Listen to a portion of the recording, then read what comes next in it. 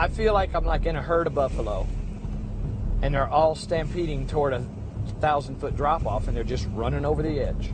And I'm in that herd. And I'm like, I ain't going there, you know. I'm not going to go down that way. So I have to somehow affect the whole herd so that they will take a left turn or a right turn and not go off this edge. And so if humanity takes the planet down the tubes, I'm dead. I'm trying to save my ass. And that is a powerful force.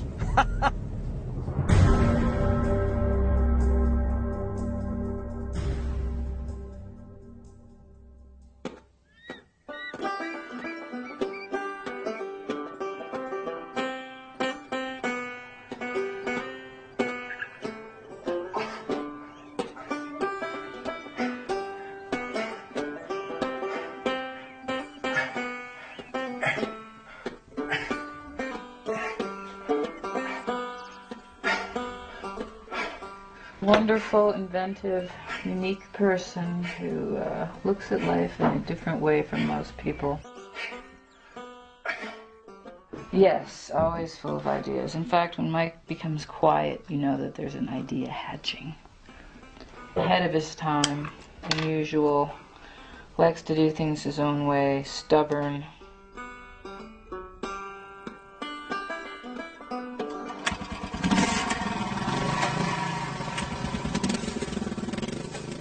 I was raised as a Baptist. No dancing, no drinking, no gambling. So I got the hell out of Dodge.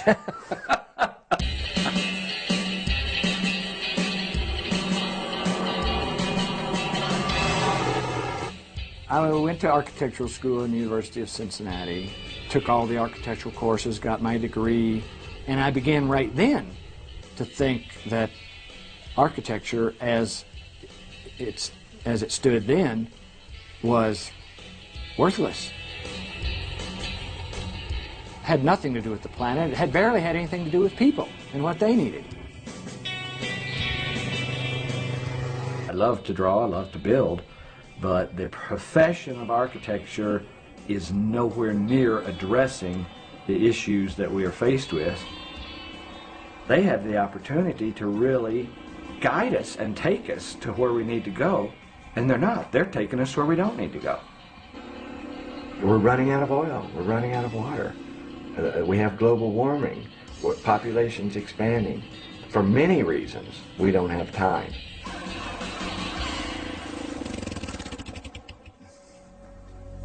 We need to be doing something now, tomorrow morning. To get your black water under control? Yeah. All right.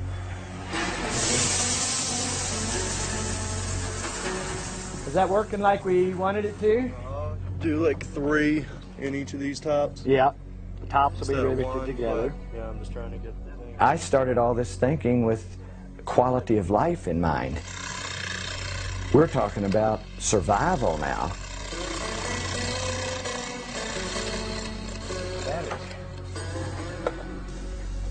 It's all good. So it's 24 and a half with no sun and power being used.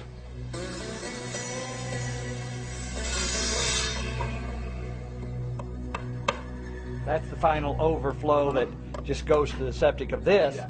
But the final overflow for all the planters Can still is come right off of here. here and go through here. Yeah, To hook into the septic. straight to the septic. Okay, I'm there. We know that in the future we are rendering this planet damn near uninhabitable. So as we move closer toward that, we're trying to devise a method of living that allows people to take care of themselves.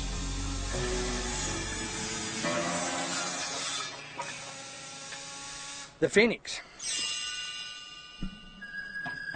There is nothing coming into this house. No power lines, no gas lines, no sewage lines going out, no water lines coming in, no energy being used. So we're sitting on 6,000 gallons of water, food growing, sewage internalized, 70-degree space year-round. What these kind of houses are doing is taking every aspect of your life and putting it into your own hands. A family of 4 could totally survive here without even going to the store.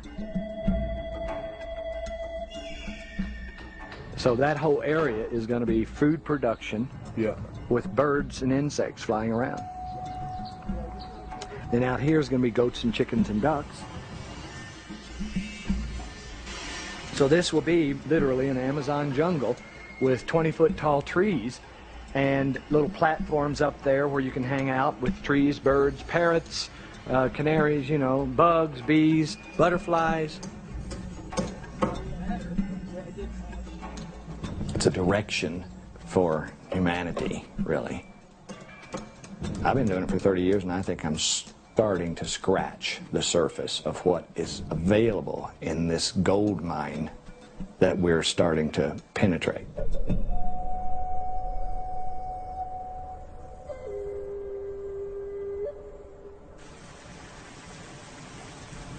K-Town Solar 1019, the world's most powerful solar radio station, and it's time to open up the sports page for today, and I got to tell you, what a wild, and I mean wild, week it was in high school football playoffs over the weekend. Two of the most shocking results, I think, in the history of high school football. Mike's biggest obsession is work. Definitely work. And I wake up in the middle of the night to get a drink of water or something. There's Mike laying there, staring into space.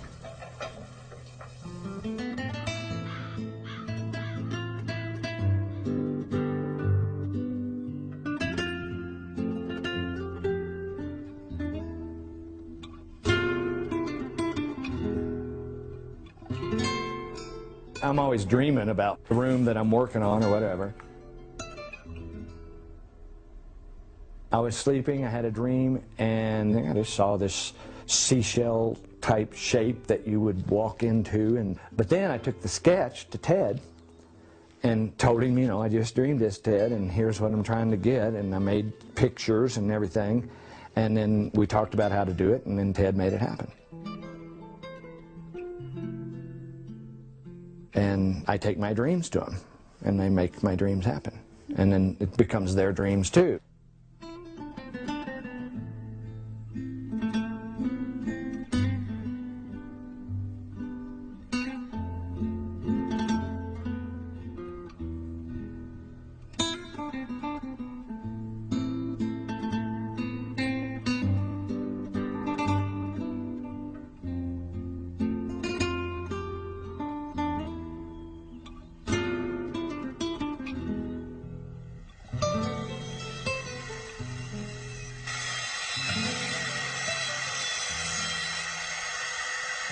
And the bottles, they're jewels, you know.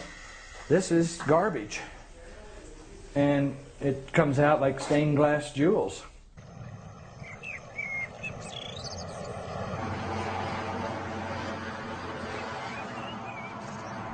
My dad saved everything.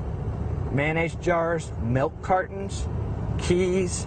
He saved everything in the basement. And you go down there, and every mayonnaise jar that we had ever used was down there.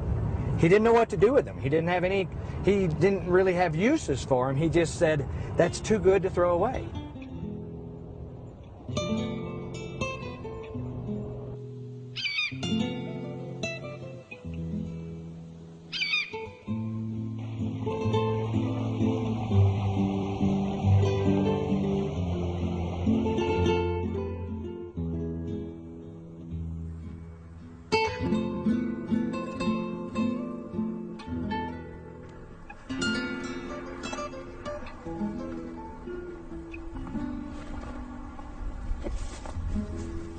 This is the first house built out of beer cans. It's called the thumb house because it looks like a thumb. See, it's actually in as good a repair as any of the ones after it. But see, there you can see, there's still, you know, that's the beer can building blocks right there. We made houses with bricks in my world. So I made a brick out of cans, wired together with little pieces of foil for reflectors. I built 2 or 3 houses this way and went on to just using cans by themselves.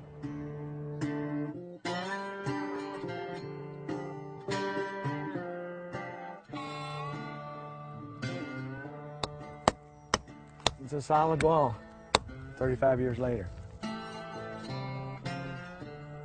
First hint of the beginning of orienting windows to the south.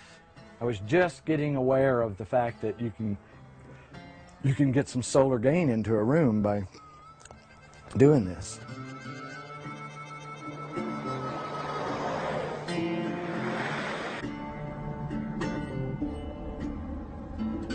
From doing what I've been doing as long as I have and seeing that cities are real close to dying or falling apart because of all the infrastructure failing, and they're just dangerous areas of chaos that can't support themselves any longer.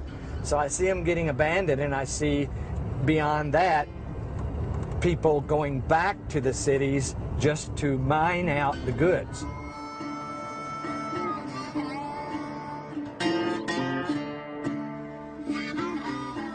What else do we have on this planet that we throw away and we have it in abundance? Tires. Tires were resilient and thermal and super strong and didn't take cement, and you know, you can build a whole tire wall with dirt and a shovel and tires. He's totally obsessed. He's very one-pointed, very single-minded, and yeah, he has very strong focus for certain things. And we beat the earth into the tires with sledgehammers, and it was really tight. It was like a compacted 90% brick. In the early 70s, they're talking about solar and trying to store thermal mass in houses, and I'm getting a bit of a consciousness of thermal mass. Beating dirt into tires was mass. Mass holds temperature. And I'm like, oh my God, this thermal mass thing is intense. I mean, it's like, oh, man, it's powerful.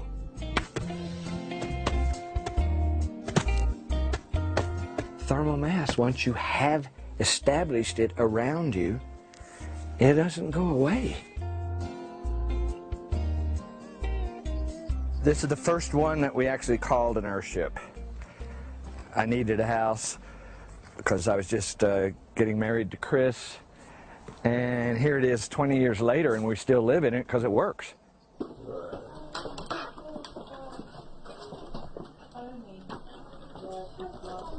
Very simple, easy to build. That's all beer cans plastered over. There's no doors, there's no wall. It's basically a series of U-shaped rooms, all connected with a greenhouse. All of the glass is facing the sun, and the low winter sun comes right in and floods the house and is absorbed into the massive walls of the tires and just stored there. Just heating-wise, there's just no heating bill. There's no heating or cooling bill here.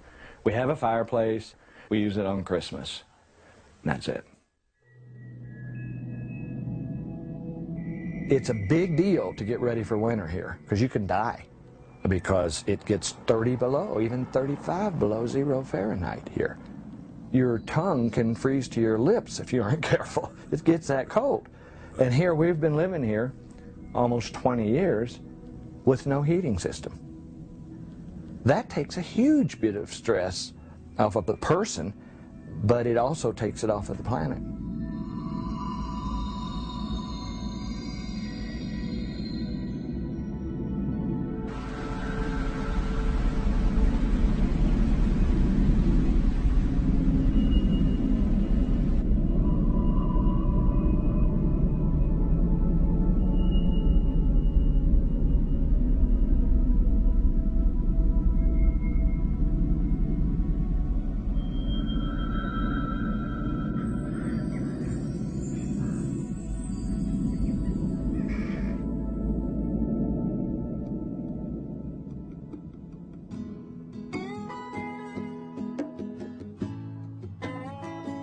This is a compound that we started working on 30 years ago. This is like a little testing site, really.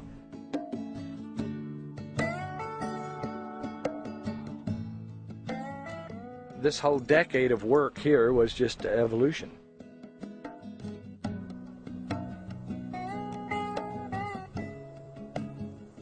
You couldn't worry about what it looked like, you just wanted it to work. Then we built a giant windmill here that's been taken off of the building now, and it worked so well that we had to build a building around it because it was about to take off. It made a huge amount of power. So all of these buildings just represent trial and error experiments and a learning situation.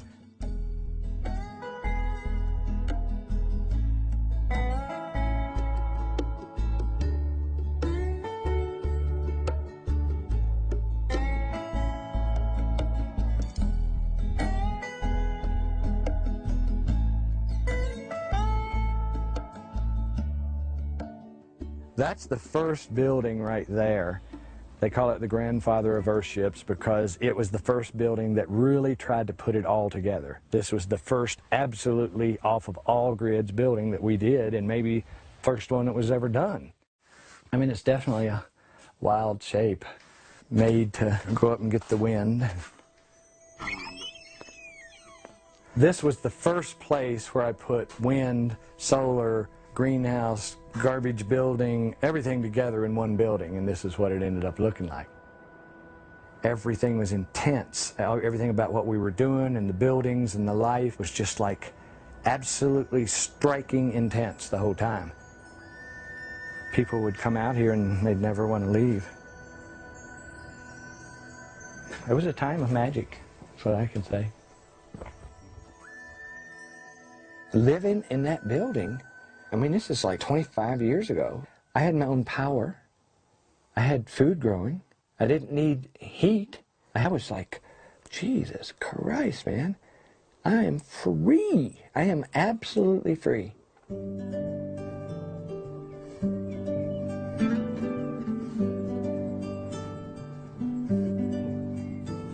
The state of mind that that put you in. You can get up in the morning and you own your life. I can do whatever I want because I don't have to do anything to stay alive. We have the potential to enhance the planet. Trees enhance the planet, though people could go way further. I can see the earth glowing like a sun just from what people do to it, just making the earth sing like music rather than shit floating in rivers and chemicals in the air and stuff like that.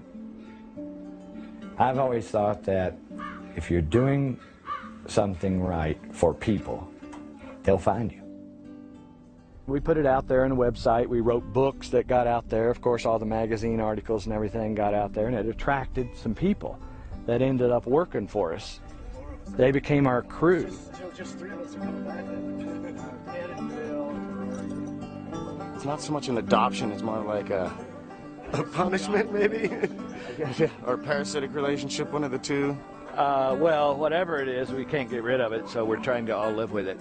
I found Phil in a bus station crying. I took him in under my wing, and here he is. Look at this drawing. I mean, I couldn't build a damn thing from that. This is Ted. Where did you meet? How did Ted get here? He was shit on a rock, I believe. Why am I doing this? For money. Is he gonna get rich doing this? No.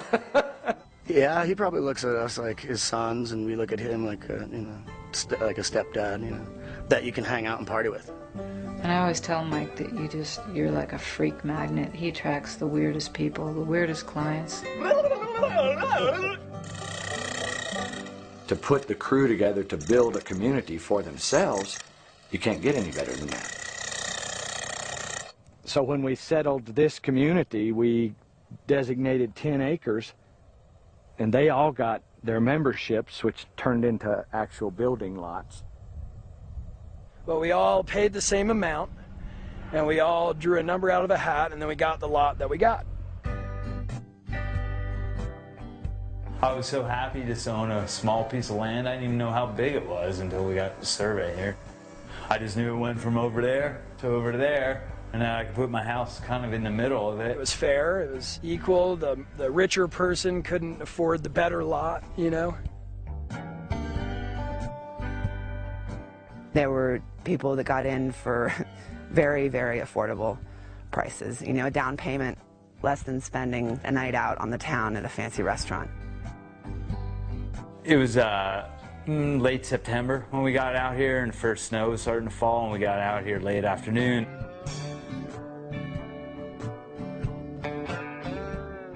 Yeah, I was trained as an architect and then graduated and chose to live in a dirt hole and build a house around myself.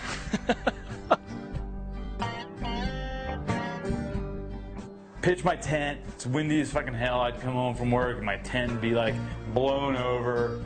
Okay, well, fucking fix my tent, go out and pound that evening, 7, 8 more tires. It took us about 5 or 6 years to build the first part of it. And then we've added on, of course. But, we did it on weekends and out of pocket. So in about 2 months, I had my main U walls up, my tent right in the middle, blocked from the wind. I was like, this is fucking fantastic. You know what I mean? It's just like, I got a wind block. We lived on the site in a little tarp structure in the bottom of the excavation here. Living in dirt, living in an uninsulated space.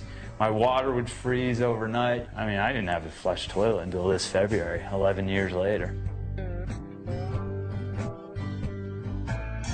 I was inspired to build my Earthship by watching the amazing people around me who were doing it when they were pounding tires and living out of tarp tents, making spaghetti together on rainy nights and playing guitar in upside-down wheelbarrows for chairs and having bonfires. I had never experienced a bunch of people working that hard, so I was like, wait a second, this isn't a bunch of hippies, And I was like, yeah, there's the occasional hippie that this appeals to, but I was just like, this just made so much sense. Their story of them building their Earthships with half-baked ideas that weren't as cool as they are now, and doing it themselves on no money, and working for us, trying to make a little money to get by on while they're doing it. A dozen of them in that subculture did it, and now they're all sitting there happy as hell.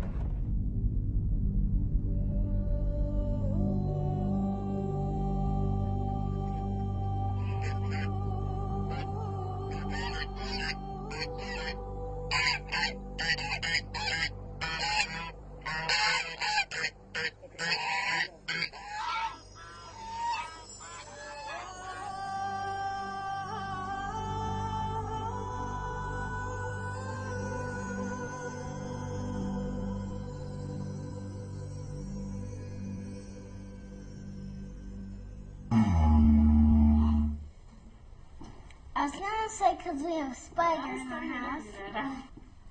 She doesn't know the difference between this house and a conventional home like that I grew up in. But it's just part of her that the house takes care of her and supplies power and heats itself and has plants that provide food and and the water comes from the roof. She knows all that And she thinks that's the way it is, and that's the way everyone needs to think.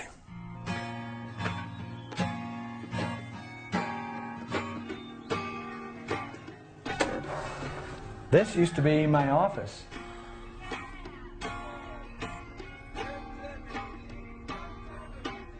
It's really probably about 30 years old. And these are the old gallon creosote cans.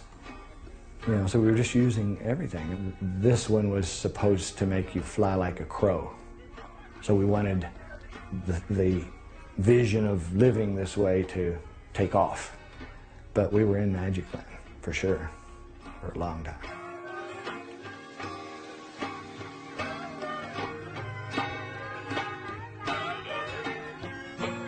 Somebody's got to be outfield. What will we take player negotiations? You know, the crew always becomes like a family, and we would work together for 4, 5, 6 years, and then another group, you know, they'd fade out and others would come in. Here in the last decade, though, these people ain't going away. You know, the people that are with me now, they've been here 10 years. They say this is their life, and this is my life, and so they're beyond family. We're here for the duration.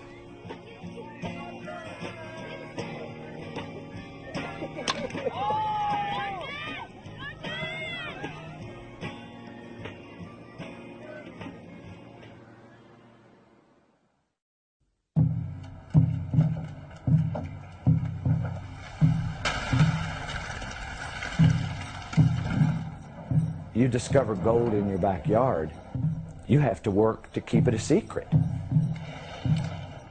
All of a sudden we're getting requests from all over the country and world to do earthship communities, and so on. So then I got the idea myself, well, I'll do a community myself. It's an off-grid sustainable community. Translate this into cities? Holy shit. I bought the land up at Reach to do the Reach community because I wanted to really challenge the concept on the slope of a mountain where no power water could be gotten or whatever. We learned the systems at Reach, power, water, and sewage. And it was, in fact, the first New Mexico sustainable testing site. Reach was successful. Now I want to go further. So I go on the other side of town and I get 650 acres this time.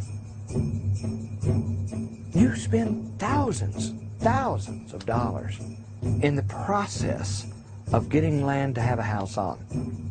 That's ridiculous. Why don't I just buy a chunk of land, not make any profit on the land, just have everybody own it in common, and all their money goes straight to their house? We don't need infrastructure. Each one of our buildings has everything it needs, power, water, sewage right in it.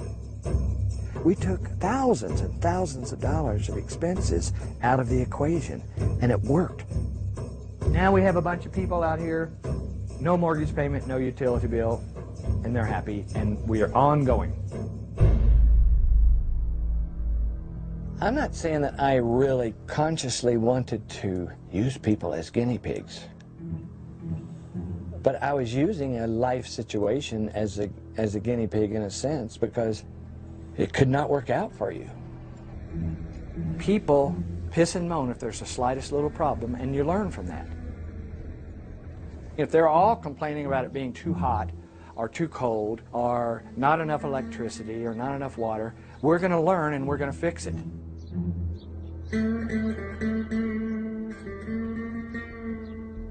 Well, this was the one where I had the 2-story greenhouse. It originally had a sloped front face on it, which just basically caught too much sun. And it was too hot.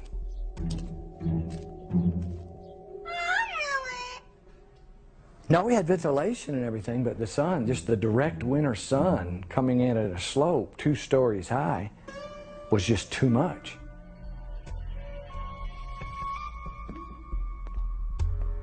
Some guy wanted to buy the house. He's a rich kid who came out here to just be in the wilderness, and he said, I'll pay anything for it. And I said, okay, I'll have you sign a release that it is an experimental house and you can buy it. Calls me up like a couple of months later and has me come over. Says, will you come over? I got a problem.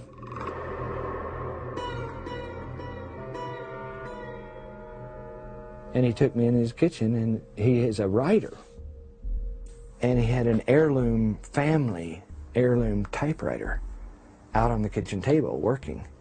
And the typewriter was melting.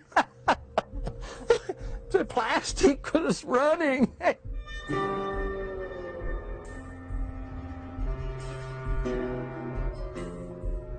I learned that this is powerful. You know, I want to learn to control it. And I'm just glad I didn't kill anybody, you know, fry a baby or something. You know, fuck.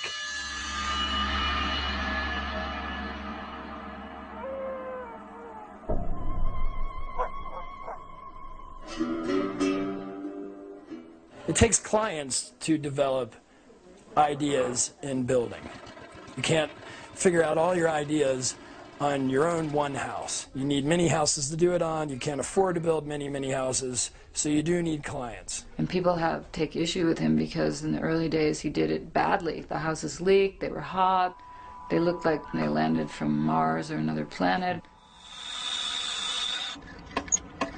Most of the time, you'll get good clients that realize that it's experimental what you're doing, and some things may not work, or some things could be better. Then you get the occasional client who thinks, oh, it's experimental, but everything must work perfectly because that's how houses are. And then those people, they're disappointed, and sometimes they sue. When you're doing something like running sewage through the living room and building a building out of garbage, if you really do seriously fuck up, it's 10 times as bad. And so, you know, if I had a roof leak, it was lawsuit. If I, you know, had a smell in a bathroom, it was lawsuit. If I had a house that was 60 degrees rather than 70, it was lawsuit. The powers that be in the architecture world and in the planning world, you know, they just can't see any other way than the way they've got established. And that's how the board of architects basically crammed down his throat that no, there's only one way to do an architectural contract, and this is it. And if you can't do that, then you can't be an architect. The architects board asked me to bring charges against Mike Reynolds. So everything that he was doing fell outside the scope of what New Mexico would consider legal construction. She said, basically, they're going to nitpick you to death for the rest of your life because of what you're doing. Standardized design and construction is so important because it means safety. I was breaking rules and laws right and left. There's no question about it. It's not just the design, but it was actually the building of these earthships that was a problem. Which, granted, he wasn't playing by the fucking rules. Rules are made to be broken. I was twisting the law to try to get sustainable housing out there, folks. The worst outcome that could have ever been for Mike was he'd lose his license, and he did.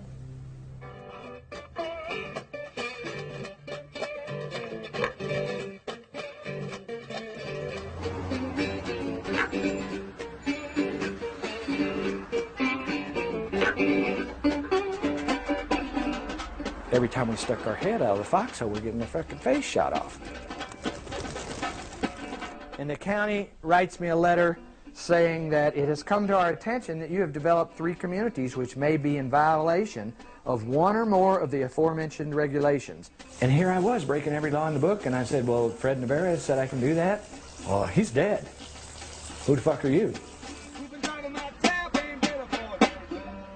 Suddenly, there was a change of planning regime, and within a few weeks' time, everything started to go really badly for the company and for the community.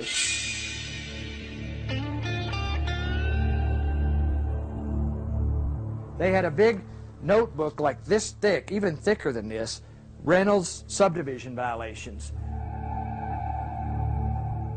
Subdivision law stated that to convey property you have to have power, water, sewage. You have to have everybody owning their specific piece of land. You have to prove that you can provide all these utilities to it. You have to put in roads. You have to do all of these super expensive things to qualify as a subdivision. When I was hired to be planning director in 1995, that was one of the first charges they gave me, was to make sure that everybody lived by the same rules. They didn't put any roadways in. There's no service, no water. They didn't put anything in.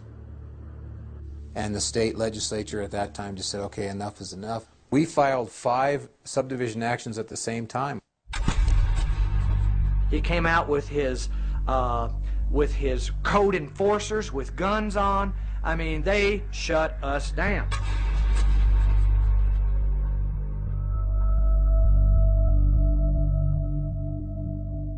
So I got busted on building, architecture, and subdivision all at the same time. I busted my ass for like 10 years to be an architect, and it was taken away from me. I mean, there's no way that's not going to shake you up to some extent in terms of questioning your own competence and abilities. And are you doing the right thing?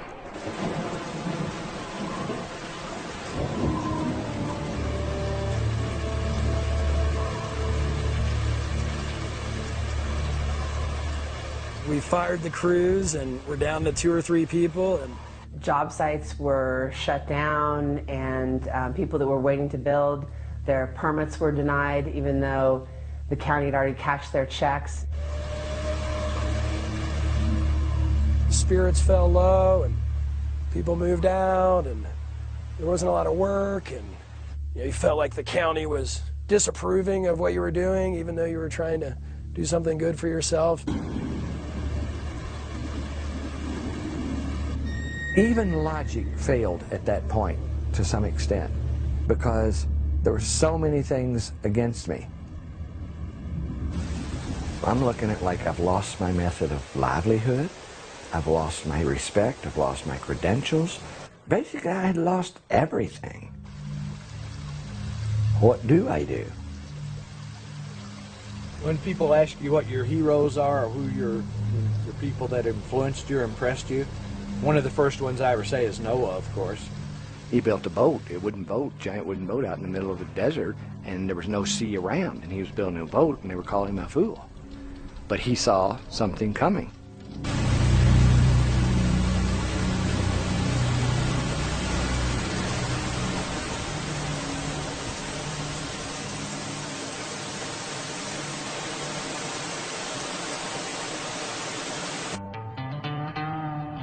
He didn't draw for 2 years. You know, he didn't draw a house design, or he wasn't able to think about any details or how to, you know, improve upon the buildings. So, yeah, he was just occupied by law. Just the atmosphere around the entire company was, everything was in question.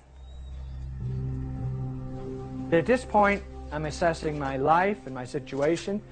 Do I want to spend the next decade proving these people wrong on an ego trip? Or do I want to, however I can, prove sustainable housing and building? I went in with my tail between my legs. And I said, what do you want me to do? And they said, be a subdivision.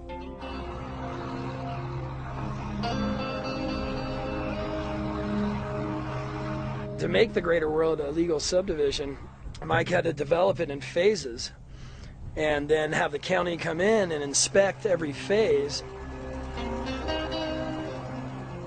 This is the application for phase 3 and 4 to be a subdivision.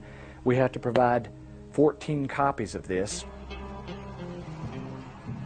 Archaeologists had to walk the land and look for arrowheads. That cost $20,000. And all they did was walk around and pick up arrowheads. Engineers had to engineer the terrain and make diagrams and drawings that nobody ever uses. That was $14,000. Just endless horse shit.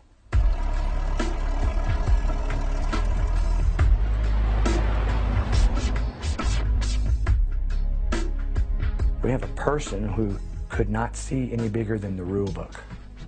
And I think that's the issue that we have before us right now on this planet. We got lots of people that can't see any bigger than the rule book. And beyond the rule book is global warming. The amount of expense and time, I mean, it was years of his life and other people's. It took us 7 years to completely get the entire development open again. Yes. Yes. What up, Mike? Hubba, hubba, hubba.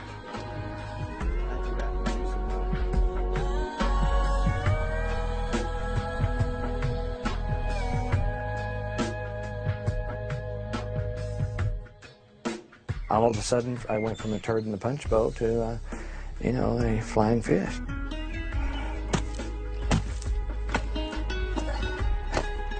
They now see him as a shining example of how to create a subdivision in Taos County. Jumped through all the hoops and became a legal subdivision, selling acres of land and lots and building a repetitive little generic house.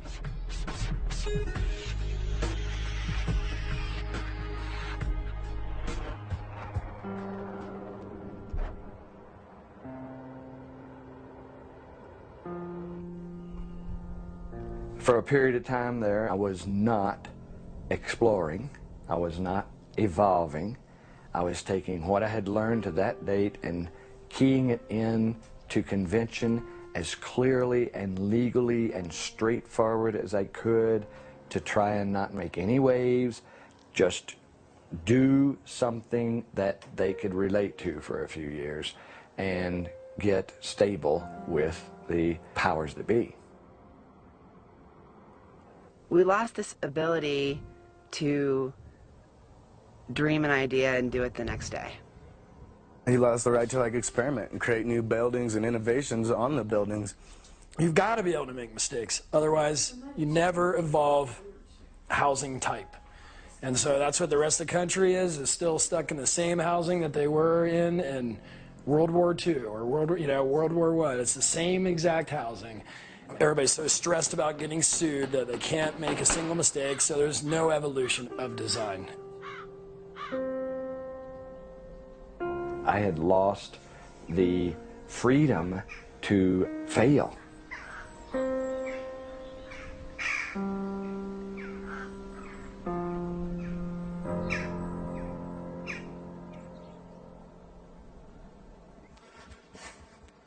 We're facing a future where we're really going to, on an individual basis, going to have to take care of ourselves. New Mexico's the state where they tested the atomic bomb. They designated several thousand acres of land to be just absolutely destroyed with something that they didn't even know whether or not it would keep on exploding or not. They took extreme risks in the interest of national security. So what I'm saying is, can't we make a few 100-acre test sites with no holes barred to test methods of living for the future? It's a test site. They allow it for bombs. They test automobiles. They test airplanes. They should test housing.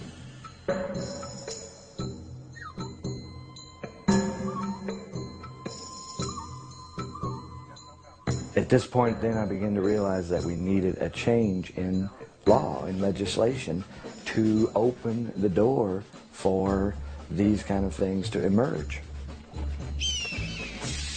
This time I wasn't going to fight the county. This time I was going to fight the state.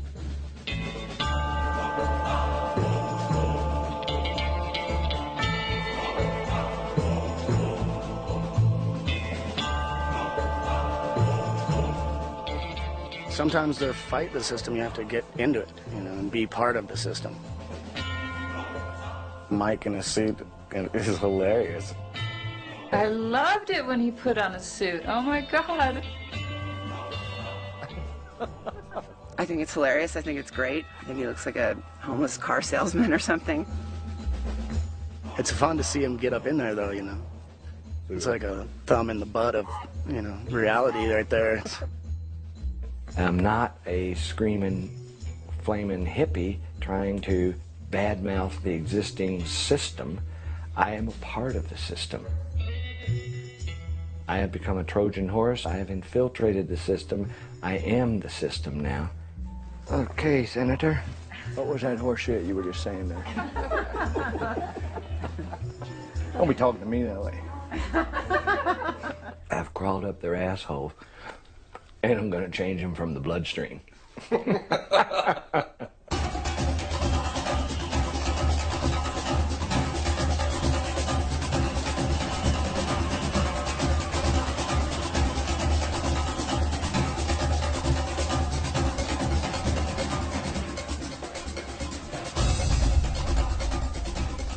I was walking into an arena that I had no experience and no skills for.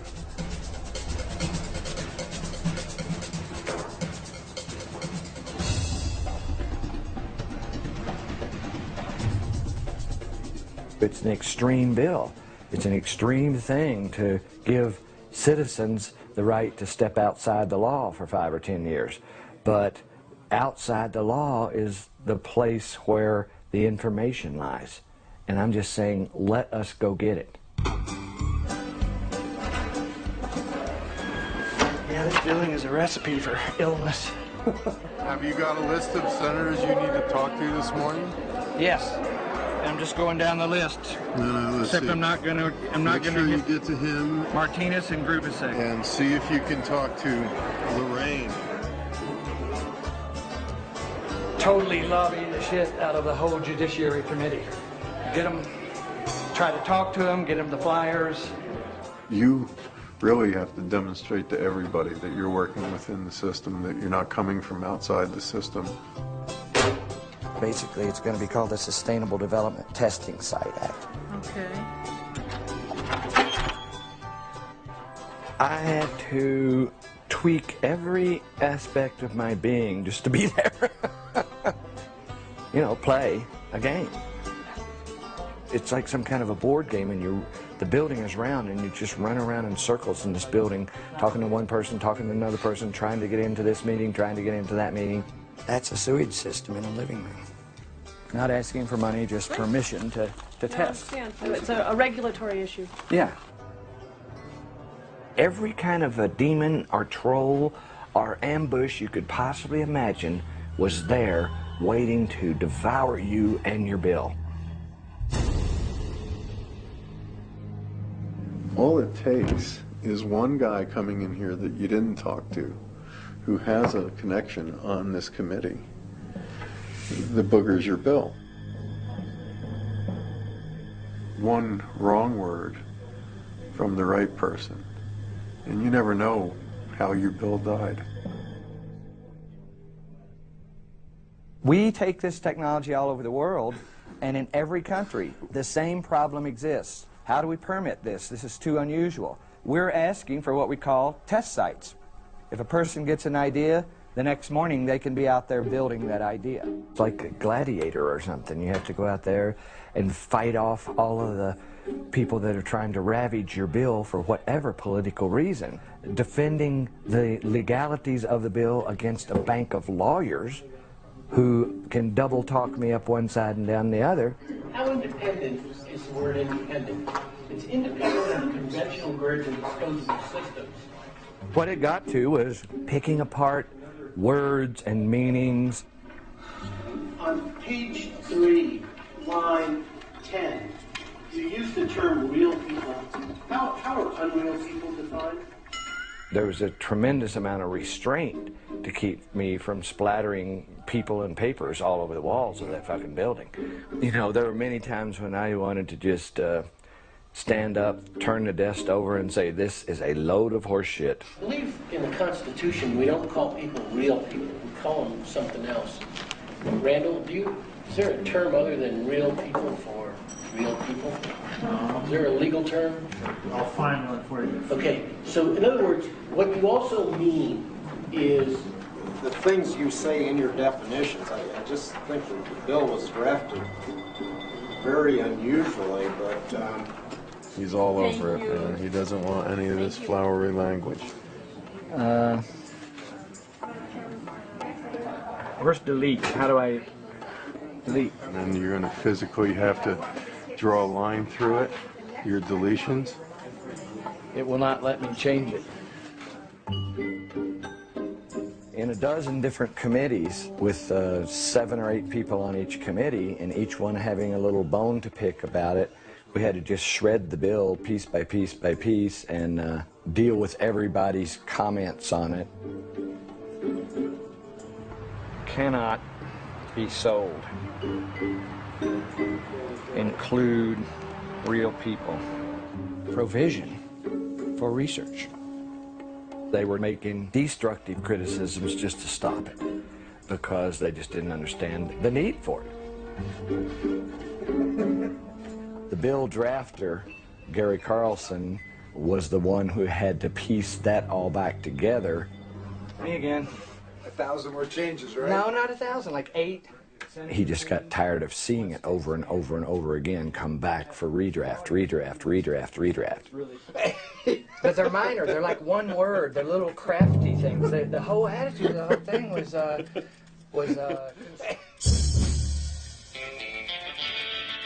we haven't even begun to think of the ideas, but nobody's going to unless they have a forum in which to do it. What other ideas are out there that you're thinking that would be viable that haven't been tried or tested?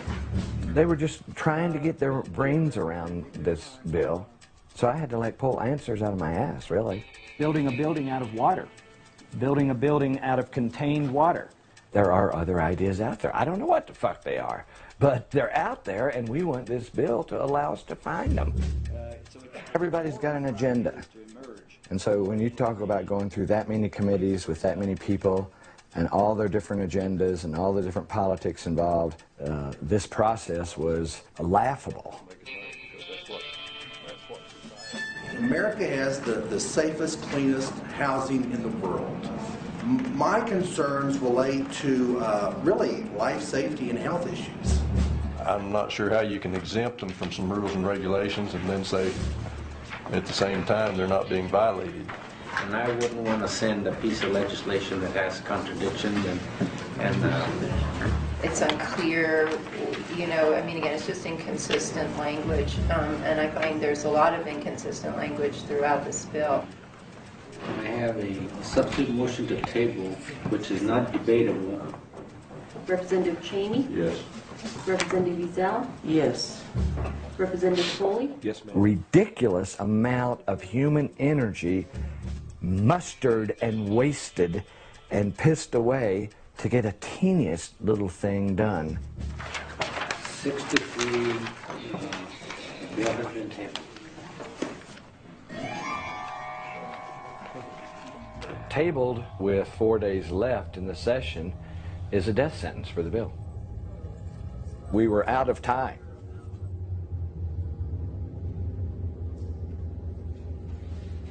The dream would have been to have an inside connection to this one committee of lawyers, Judiciary Committee. If we could get advice on how to get through that committee, we would have a chance. Thank you. It would make it easier for people to choose to develop sustainable methods. That's the crux of it. How do we know that these aren't just a bunch of hippies getting together to set up some kind of commune and not really doing anything but just sort of, talking the talk, not walking the walk? If this were to take off, then the utility companies are somewhat threatened by this because there are alternatives available to people, and they're no longer feeding into a system that obviously is pretty money hungry. So how do you answer that? Actually, the utility, Kit Carson Electric up in Taos, likes me because I can get power to people that they can't, that they just don't have time to deal with and run the lines and everything. So right now it's not a problem. It takes vision, it does. My mom, when I was a little girl, she gave me this card, this tiny little cat that turned into a big line. Said, think big, you think big, and I appreciate that. Thanks for the help. I'll see what I can do. That. She's the first one who really tried to understand the bill. If I can persuade her to write a good analysis of it, it's in. Isn't that true? Yes, I know. Okay. All right, so you're going to come back with me in an hour? So, you know, now, this language here, structures and systems that inherently produce utilities and life support systems for any, it's too woo-woo. We got to redraft it so that it sounds more credible, more legitimate, more in line with conventional thinking. It's a natural entity. Initiate, let's say that, benefit generations. Okay. Want a quick update? I think it's 60-40 with Z. Let's see how good she is.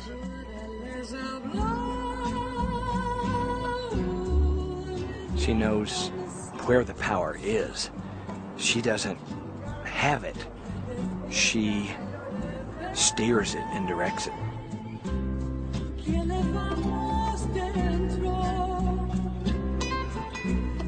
She went to every representative on that committee, no matter where they were, in session or whatever, and pitched the bill. You know, she worked these people. She worked each person on the committee and won them over one at a time.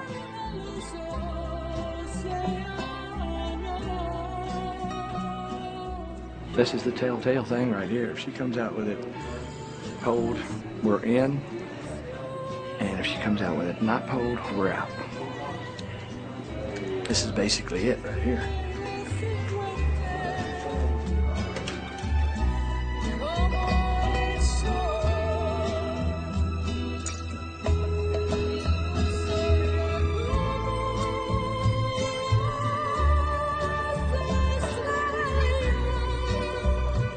Now we got Mimi, we got Gail, we got Al Park, and Balderas was there too. They talked to Balderas. We got 4. That woman is fucking amazing. Hubba hubba. We got it. We got it.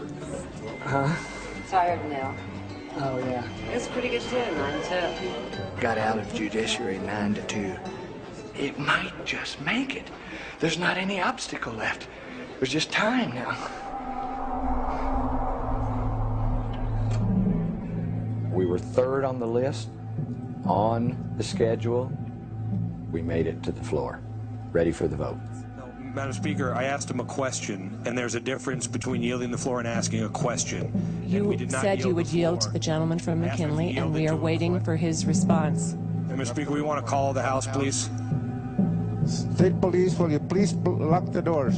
We asked for a roll call, Mr. Speaker. You got the roll call. Mr. Speaker, we want to call the House, please. Call the House. Sergeant at Arms, get Youngberg. Will you please lock the doors? They filibustered all the time away on purpose. No, sir. Call the House takes precedence, Mr. Speaker. And they just eat up time, blabbing. It's kind of a leverage thing. They were wanting to get something from the Senate. It's games. It's games. The legal process is okay if you've got forever to be farting around with slow change. The problem is, on the planet now, today, we need fast change. World famous solar radio, K-Taus 1019.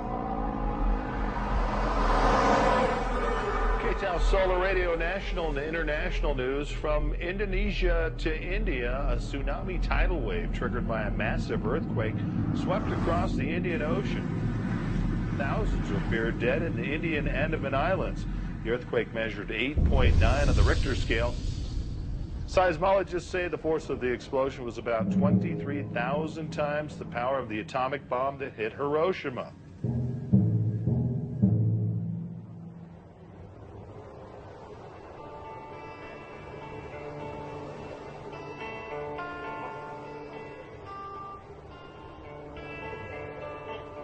Group of architects from the island group of Nicobar, which is right in the center of where it happened, asked, could we do anything? And after a month since the disaster hit our islands, it is time we did much more than just food and medicine distribution. The need of the hour, as we see it, is 3 major components: shelter, sanitation, and clean water.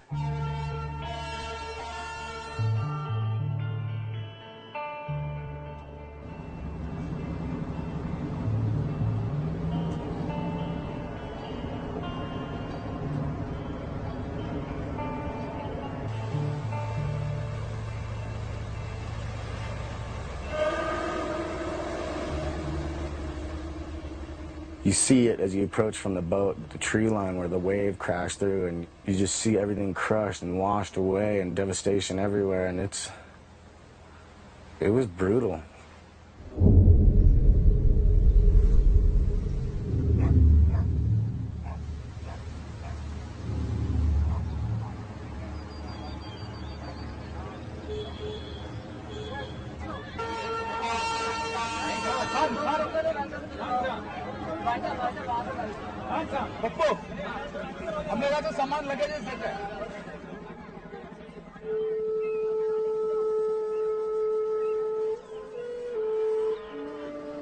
Just don't really see how it could be much worse. An 8.9 earthquake followed by a 30-foot wave. 3/4 of the people are gone and half of them are dead.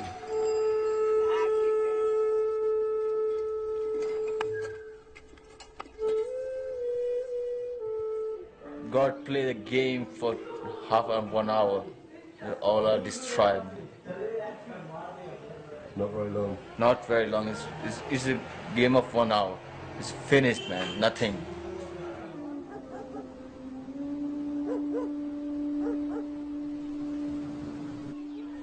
And after disaster, nothing, man. Only for dead bodies inside the roads and buildings. Only dead bodies for child and women, girls. It's like a bomb hit. Holy shit. Concrete is shattered.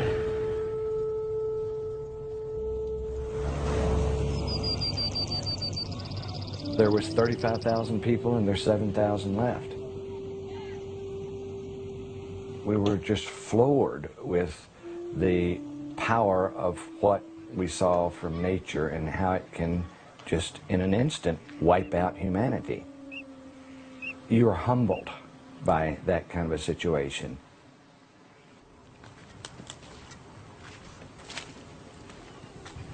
This is my house. That's your house? Yeah. Only this place alive, only is myself, I think, right now. I'm here. Wow. So you've lost a lot of friends? Yeah, a lot of, all our friends are gone. They're all gone? All. Yeah.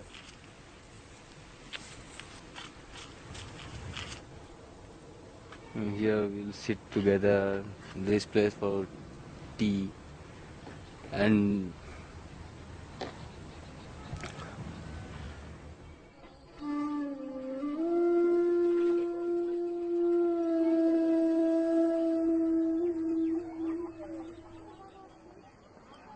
this is the corruption, this is the heroism.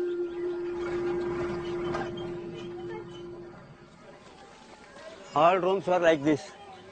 Just see this room, the same room. How can live a family in this room without bathroom or without this small space backside or front side? This is the matter, nothing more. 4 or 5, 6, 7 family members are living in this room. Yeah, I also got like this room, but I am sleeping in the road. How I sleep here? Much better than the public road. I don't know who designed or figured this out, but it's not with people in mind. It's not sensible. It's a joke. This is not a solution. This is a mess.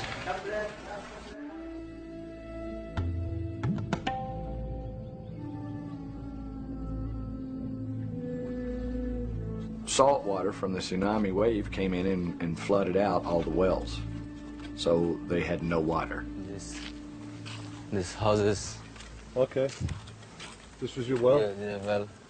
2 dead bodies are inside. Spoil. The government is hauling water for them in trucks using gasoline.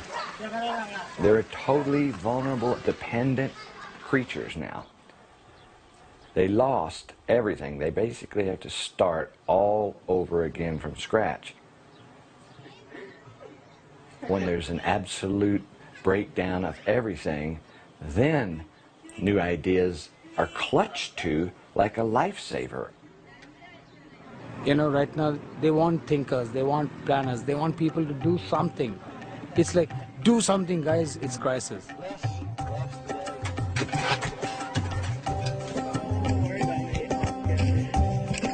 What we're trying to achieve is low-tech shelter, but very strong for earthquake, that uses local materials to make shelter that catches water.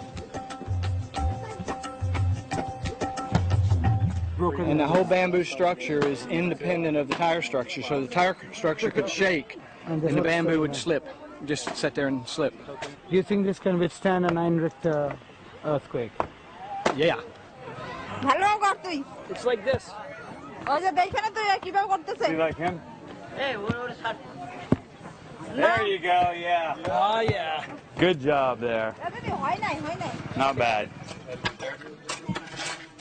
Yeah.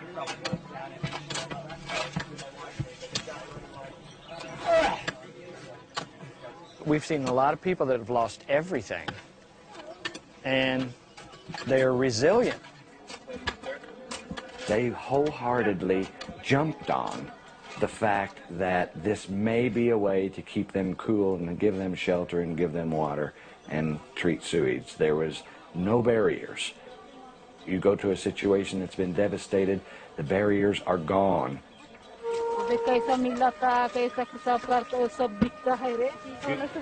She's great, man. She keeps Phil and I fed with cement fast enough.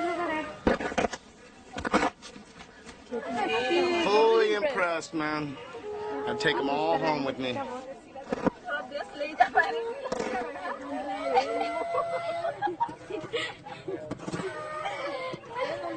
₹1 per bottle. Kids have come out to help us, locals have come out to help us, and they're catching on. They're excited about what we're doing.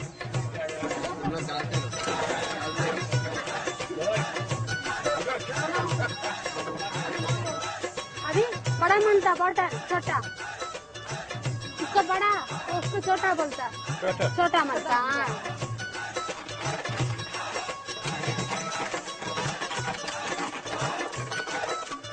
We got the locals making the bricks, and they're doing pretty good. दूसरे इसमें try करो बाबा जी ठीक है बाबा और मनता और मत मनता बाबा हम देगा आपका छोटा वाला काटो खत्म हो गया बोतल पूछो बाबा से और काटना हाँ काटना हम बोलता सिखाता है फिर इधर आओ इधर रखो इसमें इसको भी सिखाओ ऐसी मारा बोतल सजाने को बोलो बोतल सजाने को बोलो तुम बोलने से समझ जाएगा हाँ बोतल का काम करेगा बोलता थोड़ा ये बैठेगा बोलता मसाला देगा बोलता mummy Mommy wants to lay bottles? Go ahead.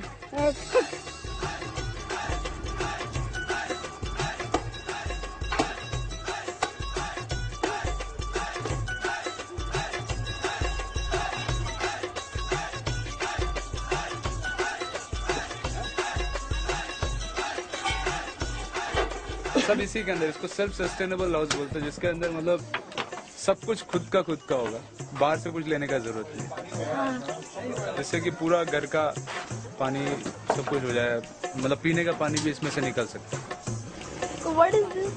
It's a vent to draw air through under the floor, and it'll run over the water, like then because the water will be under there, and the water temperature will cool the air, so the air goes up through the house and keeps the house cool.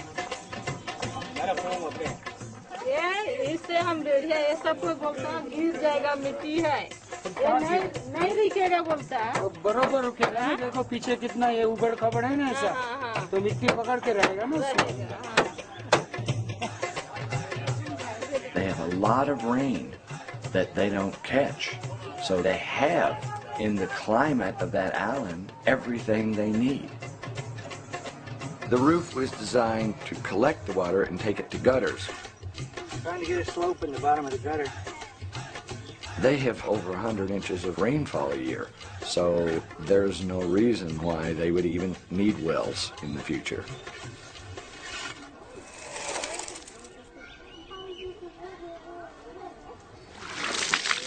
Hobo.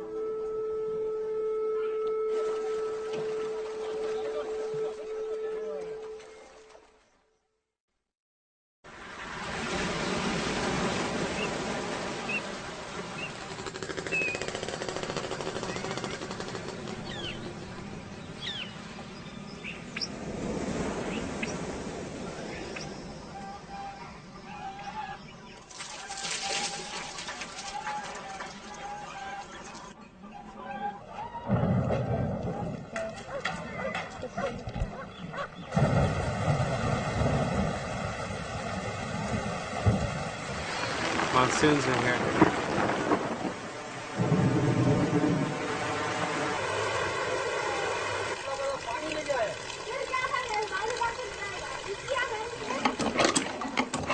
Are we catching water, Mike? All right, so it catches water. About 10,000 liters of water stored. Yeah. No need for a well. No need for a well, absolutely. That's cool, isn't it? It's a lot of water.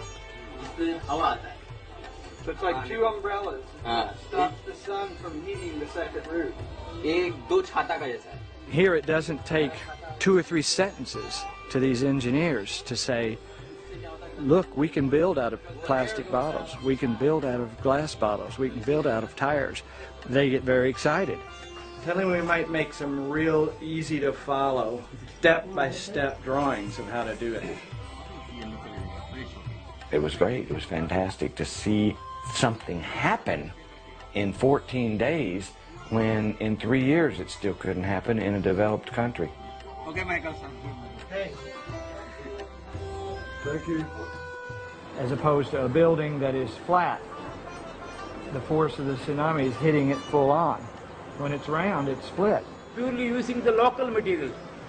The worn out tires, used bottles, empty bottles, beer bottles, round bottles, and used splash bottles, plastic bottles.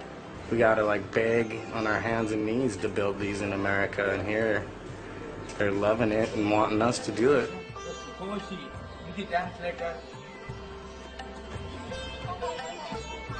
Yeah. Tremendous, man.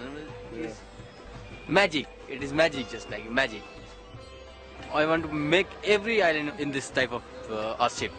In every island, 547 islands we have. Very beautiful. Very beautiful and fantastic. ये चले जाता हम लोग को छोड़ के हाँ और आओ Yes, nice. There's no future when you're dissolved.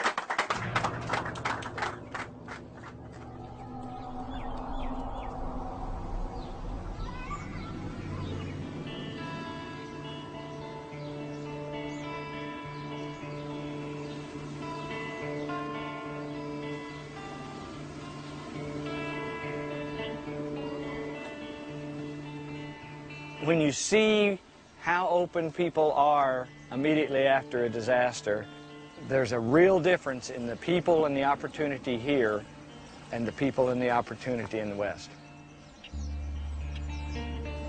It's almost like a disaster has to happen to cause the rest of the world to start preparing. And then it'll probably be too late. Nature can absolutely wipe out people.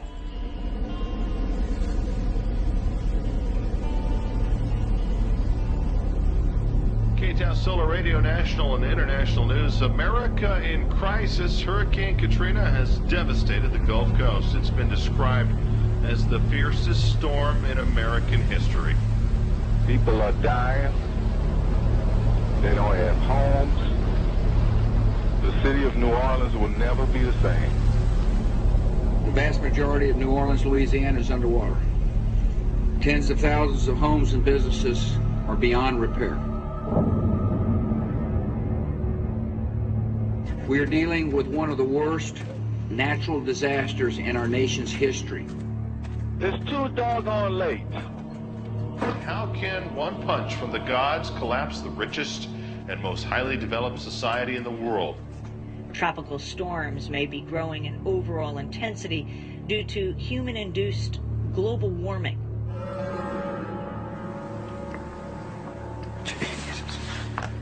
All of a sudden, the storm is not a storm. It's the end of days. I was almost getting casual, and there's no hope for that now. There's no way to get casual. It's like an emergency.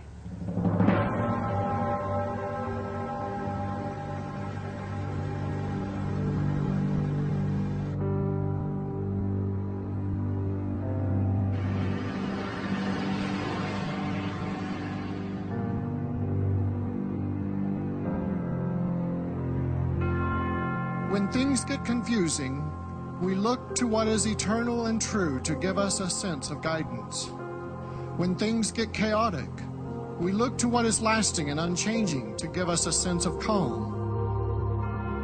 The cynical Machiavelli said that wisdom consists in being able to distinguish among dangers and making a choice of the least harmful. Katrina wiped a major U.S. city away. After Katrina, hundreds of thousands of people are crying at the government because the government is not taking care of them. This bill would allow individuals to take care of themselves with their own methods. It's like going to the people and saying, everybody out there, use what's in your mind and try and come up with some better ways for us to live because we don't have enough of them right now. As soon as an environmental activist stands up and says that, it's over with. The Honorable Bill Richardson, Governor of the State of New Mexico. I don't think they make the connection between natural calamities and global warming. I think they think it's a fluke. You're coming up with something that people are resistant to because they don't want to look at the problem to begin with. If you don't want to look at the problem, then why would you want to hear about a solution? You're doing this for their children and their grandchildren. You have got to make them aware, not to scare them, so be careful with the language you use. Every time you open your mouth in committee, it's a liability. You should know that by now. You don't want to scare people so much that they're paralyzed by their fear, because that's what this culture is. That's how Bush got into office twice. People are terrified, and it's just feeding on itself. You know, 9/11, terrorism, and these are very real things. I don't mean to discount them. But the earth is burning. Just been told not to mention anything about global warming, oil shortages, or anything. Do not use global warming as a justification for we've this. already, It's jobs and economic development and new technology. Yeah. They're having some kind of a windfall because of Hurricane Katrina is affecting the revenue of the state of New Mexico because New Mexico is selling a lot of oil right now. The Bush administration is trying to suppress global warming science for the sake of protecting the profits of the fossil fuel industry. You cannot prove global warming as a fact, and with good science cannot prove global warming. It's a myth. It's not easy to face the truth. It's easier to pretend that it's not really happening. House Bill 697 with emergency clause, House Bill 22, House Bill 401 as amended by the House with emergency clause, House Bill 361. And from the design side, a lot of those projects are not very pretty.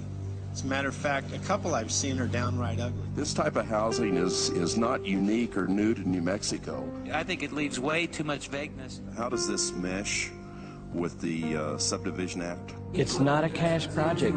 Research is expensive. Research costs money. We're not trying to make money. It is passed. House Bill 42 as amended by the House, House Bill 266 as amended by the House, House Bill 240, House Bill 196. I often take years to pass bills. You know, you work at it, and then the next time it's a little bit better.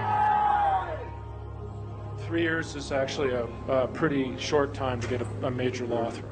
Law is slow, but the planet's going down the tubes fast. But law is slow. And so I don't have time for law. I'll break the law if I have to.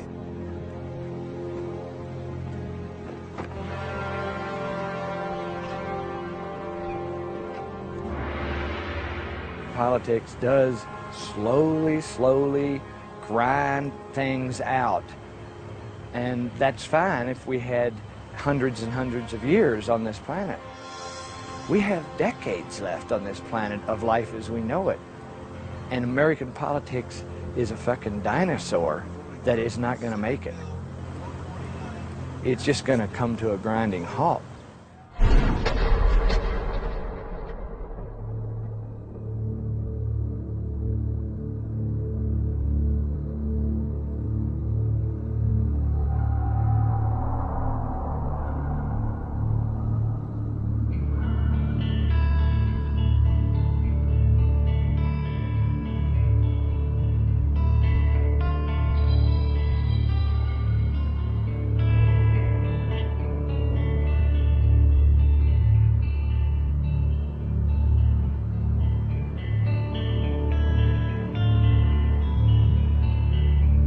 This vote is about to close.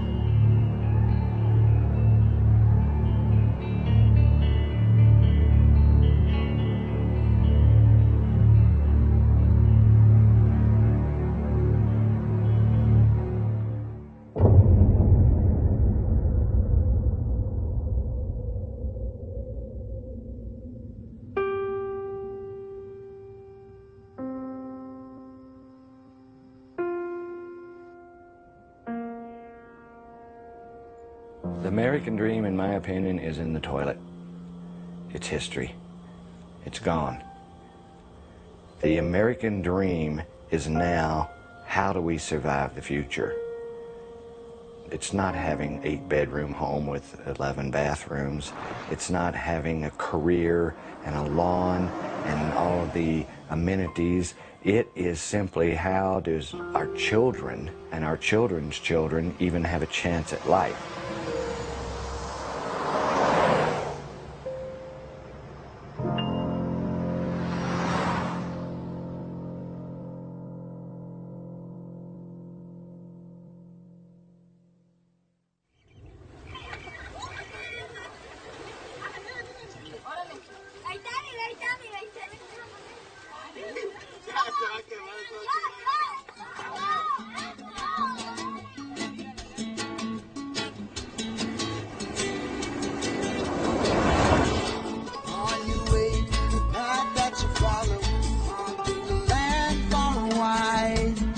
Searching for sweet inspiration, feeling right, and you got the tools you've been given to build this fire tonight. You got to work together now and do it right, yeah.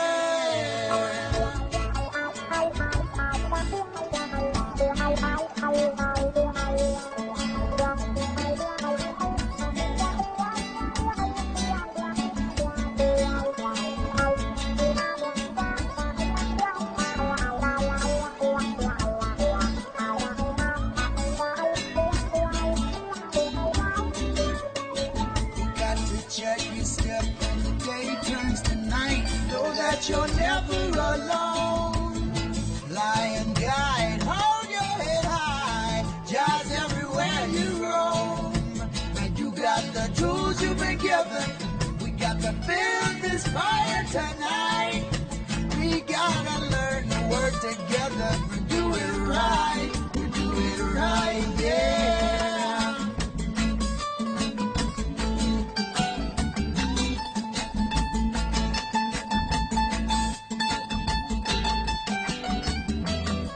Yeah, it's not an easy road, they've been telling me. But I know that it's the only road that I know. And all along the way, they'll be my friends and family. We got to help one another, my sister, my brother, right on.